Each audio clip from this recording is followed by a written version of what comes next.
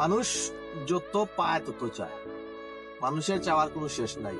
যেমন এক্সাম্পল আমি আমি আছি অনেকতলা একটা ছাত্র উপরে বনো, আমি কেন বইয়া চিন্তা করলাম আমি যদি 2 তলা বা 4 তলা যেতাম পারতাম তাহলে হয়তো আমার লাগে ভালো হইলো অনেক।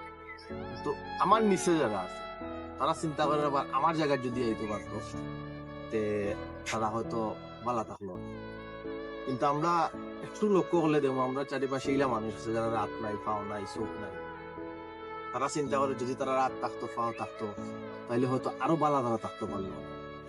কিন্তু আমরা একটা জিনিস ভুলে যাই যে আল্লাহ আমরা যে জায়গাতে রাখছেন, যে অবস্থানে রাখছেন, সেটা লইয়া আমরা আল্লাহর কাছে শুকরিয়া আদায় করতাম। কারণ আমরা যে অবস্থানে আছি, বালার জায়গা আছি, আমরা জায়গা থেকে ভালো আছি। আমরা অন্যটা দেখিয়া আমরা চিন্তা করি যে না আমি যদি হুজুরা দিতাম হয়তো আরো ভালো থাকলাম। এটা টোটালি রং। জীবনে সুখে থাকতে হইলে আপনার চাওয়া পাওয়াটা কম থাকতে হইব।